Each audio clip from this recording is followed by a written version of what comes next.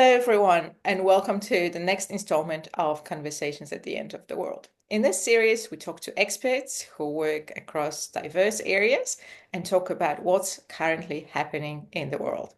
My name is Dorothée Gozdecka, and I'm a professor at the University of Helsinki. My specialization is legal theory and human rights. And my guest today is Assistant Professor Dorothée Cambou, who's also working at the faculty and working with Indigenous rights and the Arctic. Welcome, Dorothée. Thank you for welcoming me.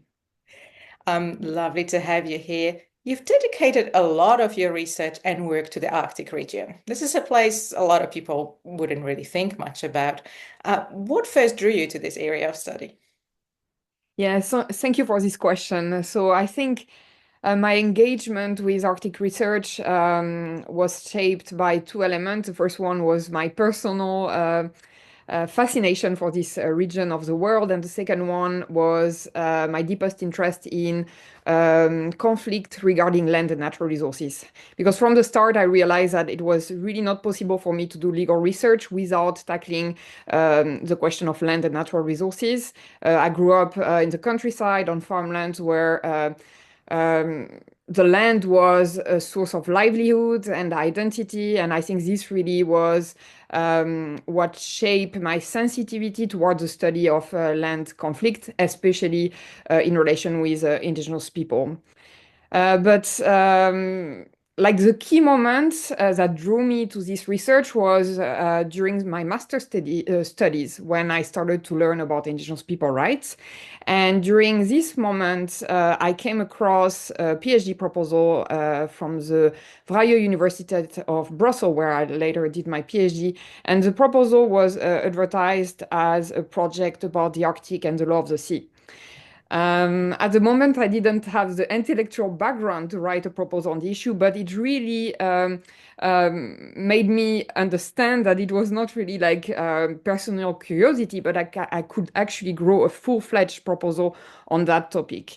And from that moment on, basically, I developed a PhD proposal, which later turned out to be a dissertation on the right of indigenous people to self-determination, with a case study on about the Arctic, more precisely about the right of the Sami people to self-determination. So there, this topic actually never left me, and this is what I have been studying ever since. What a beautiful journey. And I like that connection to your own experience with the land. That's really beautiful and inspiring. But today, Arctic is becoming a hot topic of the conversation. So, what role does the Arctic region play in this changing geopolitics of today, particularly when we think about the growing interest from Russia and more recently from the United States that started talking about, for example, incorporating Greenland into the US territory? So maybe before we speak about Greenland, I think there are three maybe key features that underline the geopolitical role of the Arctic nowadays. The number one is the strategic location in terms of military location. The Arctic is really the shortest route as the crossroad of several continents. So it's really key for surveillance and defense purpose, especially among great powers. And historically, we have seen this during the Cold War. The Arctic was basically the front line between the US on the one hand and the Soviet Union on the other. But of course, this front line didn't disappear. At some point, it was a front line maybe for peace, but now it became again the front line for military surveillance and defense, because what we have seen in recent years is really an escalation of military presence in this region. So this is the number one aspect. But the second one is a strategic and maybe opportunistic location in terms of global shipping. With the melting of sea ice, what we have seen is that the Arctic became the object of commercial interest because global shipping and could use this, especially the northern sea route close to the coastline of Russia, as a means to shorten their travel from Europe to Asia. And this is really like key for commercial purpose. This said, what I want to stress is that it it's very complicated to use those lanes for transport, not only because there is a lack of infrastructure, but also because still nowadays it's actually difficult to navigate, especially when there is too much ice. And on top of everything, there are a legal question about the geopolitical aspect of this route, especially concerning the Northern Sea route, which is treated by Russia as part of its domestic jurisdiction, whereas, for instance, Canada and the US would consider this part of the world as international waters. So this really is quite an important aspect of the significance of the Arctic nowadays. But I would say that the most important, and maybe what has interested the power nation nowadays, is really the Arctic as a periphery for the world economy. And what I mean is that this periphery has vast amount of natural resources, which are key for the expansion of our capitalist system. And here we have seen that there is a growing interest for powerful nation, not only actually the US and the Soviet Union back in the day, but nowadays Russia, the US, and even China. Their interest is really in exploiting mineral resources, oil and gas. And this is a reason why the Trump administration had basically highlighted its key interest in Greenland. What we know about Greenland nowadays is that there is potentially rich deposits of rare earth minerals as well as critical minerals, and this is really key for the global economy, and this explains the current interest from the US in potentially annexing Greenland. Thank you. It looks like Arctic is quickly becoming this new frontier for resource extraction. And you mentioned oil, gas, rare minerals, like all very crucial in the contemporary economy. How do these developments affect the future of indigenous rights and traditional ways of living? Because obviously they must be impacted by that interest and expansion towards the Arctic. Yes, obviously. So this interest is impacting quite dramatically the livelihood of indigenous people living in this part of the world. But I would like to come back to one aspect of the question, which is the historical importance of the Arctic. It's maybe not right to say that it's a new frontier, because the Arctic has always been on the map as a resource frontier since the colonial time. So actually, what emerged as the reason why the Arctic became so important for Western nation and other nation is because it had so much resources. And those resources were first whale, seal. We have seen the colonial enterprises exploiting those resources in the 16th, 17th century. But then we had the gold rush, and then later on in the 20th century, there were really a keen interest in exploiting oil and gas resources. And nowadays we see more interest for mineral exploitation. So these different timeline also are the timelines that shape the encounter between corporation and states with indigenous people. And what I want to highlight is also that indigenous people are not always opposed to this extractive expansion. Some of them would like to endorse it. What is key is, however, how they want to determine what is happening on their land. So the key problem is really that indigenous people do not have self-determination over the development of the land. So in that regard, when we stress the importance of the impact is quite drastic, because the industrial impact of nowadays projects has really an impact on their livelihood systems, their subsistence way of life, their cultural practices. And here we are really speaking about survival and the possible extinction of way of life. So the the challenge for indigenous people right now is really to control those processes and to avoid that those processes would have really a dear impact on their livelihoods.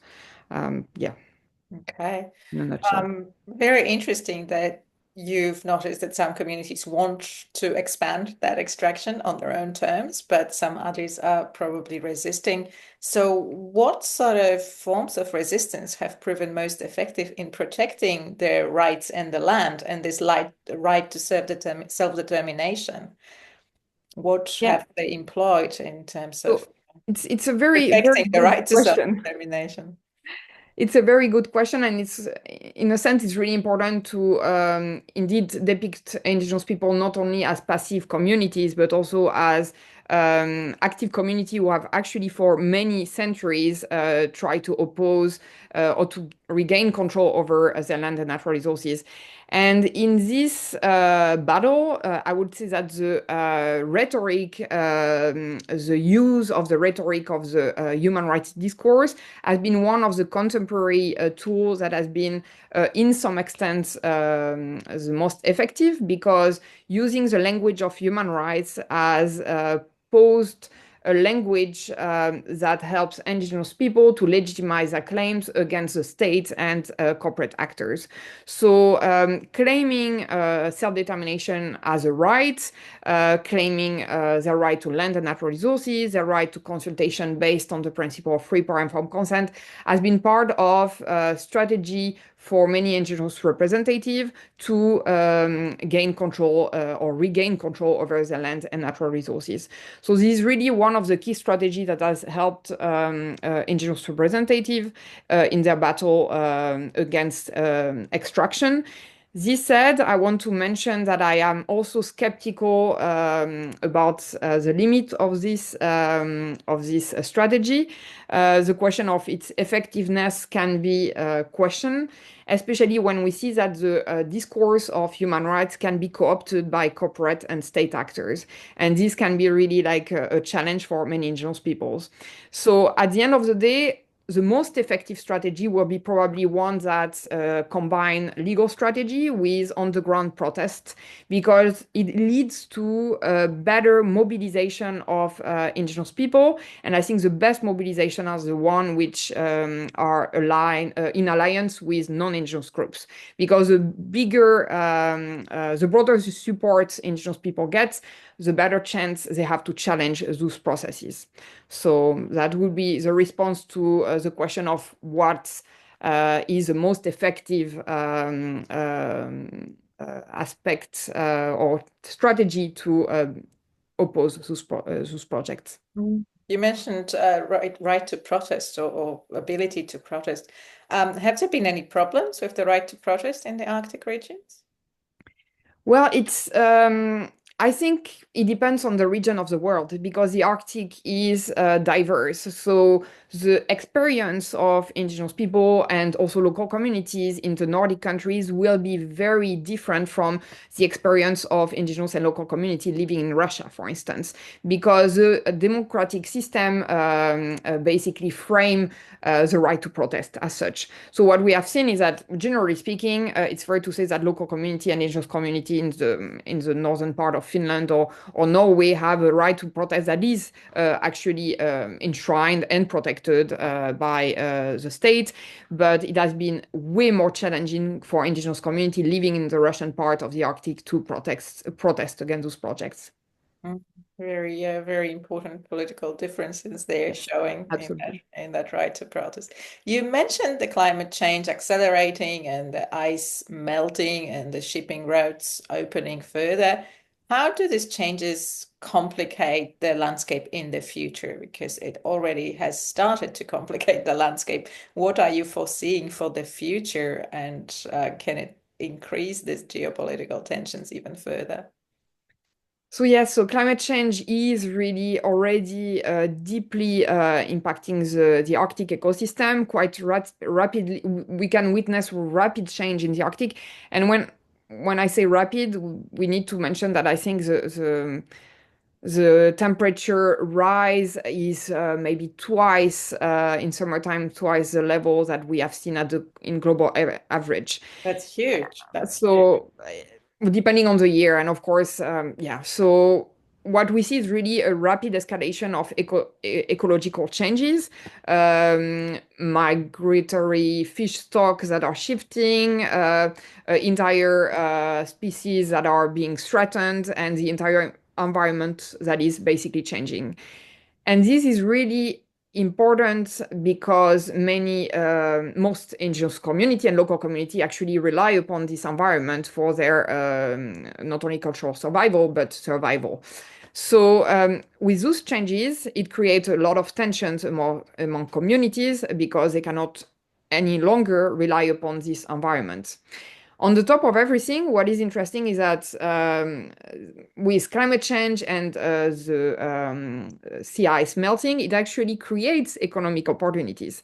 And these economic opportunities are fueled by potential global shipping increasing, but also more industrial development in the area. And those industrial development, once again, have actually quite an impact on the livelihood of local communities. And they bring not only environmental damage, but also societal tension among communities themselves.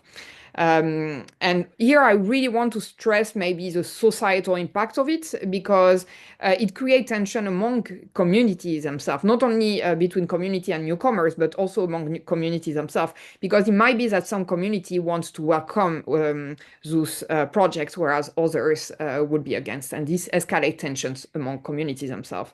So there are a range of issues that are created by climate change and the development of projects on their land, basically.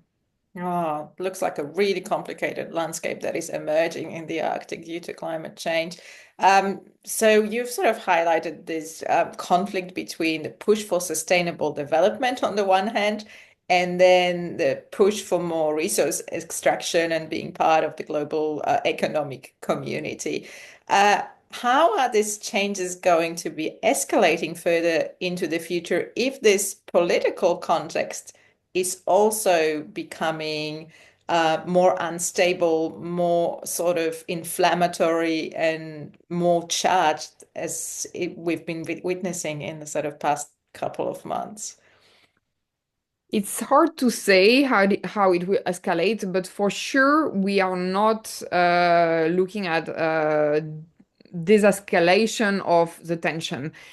And this is for one simple reason. It's also because, in a sense, the solution that we created within the framework of sustainable development, for instance, does not necessarily help to desescalate those issues. And here, let me be more precise. I really want to emphasize on this issue of sustainable development because we are, I think, in a very important time period where we see even more paradoxes coming up. In the Among the Nordic countries, there is a clear push for the green transition. But the push for the green transition is actually fueling new source of issues. In order to move to a world where more renewable energy resources will be produced and consumed, we need more minerals. And those minerals are also located in the Arctic. And this has been really creating important tension, and not only tension, actually human rights violation already. What we have seen in Finland recently is actually two decisions from the UN bodies underlining that the Finnish government, which had authorized the licensing of mining exploration on Sami upland, was in violation of the right to culture. So this is important because it shows that looking at the green transition and its solution actually fuel new conflicts. And it's not only the question of mining, it's also the question of green energy and renewable energy. What we see in the Nordic countries is really the impact of wind energy development project. In one of my core research projects, what we are looking at is the implication of developing wind energy project for local community, indigenous communities. And it's clear that those projects have actually a very drastic impact, not only on the biodiversity, but also on the on communities living in the area. To be more precise, it is clear now that wind energy projects are actually threatening the livelihood of the Sami community because they have an impact on reindeer herding. So this is really interesting because, as mentioned, this solution that is advertised and supported by many policymakers is actually reproducing old pattern of domination and exploitation and expropriation in the Arctic, basically. Like a new colonialism, Exactly. colonialism in new disguise. Um, in this landscape of new colonialism emerging and growing tensions, we don't often hear the voices of indigenous communities. How can we ensure that those voices are not drowned out in this race for resources and power? Because we hear a lot about Russian interest or American interest, but we don't really hear about indigenous perspectives so much. How can we make sure that these voices are heard? So it's a key question, and there are two responses. The conventional response would be to reform our governance structure. So we ensure that the voice of indigenous representative and their worldview are accounted for within that governance system. And here, the discourse of human rights has been very important because it supports the right of indigenous people to be consulted based on the principle of free, prior, and informed consent. And in some extent, this right has been translated into legislation among Arctic states, and even to some extent, again, corporations are also trying to take into account the voice of indigenous people based on this right for a consultation. So we see that, in a sense, those rights, if they are better implemented, better protected, better respected by corporate actors, might lead towards a world where the voice of indigenous people is better accounted for. This said, that's the conventional and I think traditional way of framing the issue. I'm, again, as I mentioned before, I'm a little bit skeptical nowadays to endorse this solution as a complete solution because it leads to a situation where the voice of indigenous people can also be co-opted.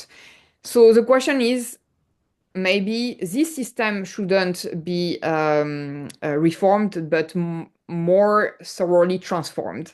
And there is really a key question on how to do it. I don't have a response to that, but for sure, we need to look maybe beyond the box, and we need to transform maybe the entire governance system and look at more systemic structural issues, such as those that are connected to the land.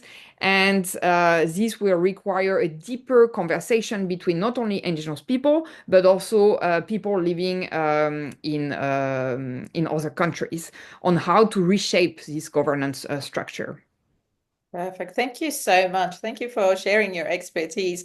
The landscape, when we look from the outside, we don't know the background, it's so easy to just sort of focus on the big powers. But the landscape, as you've kind of pointed out, is so much more complicated than that. So thank you so much for sharing your perspective. Thank you everyone for watching. Please like and subscribe, particularly subscribe so we can get these conversations to people who are interested in hearing experts. Otherwise, we can't beat the algorithm. So please do that. I also apologize for like noises, like people have been slamming doors in the corridor next to me. So I hope the microphone did not catch that.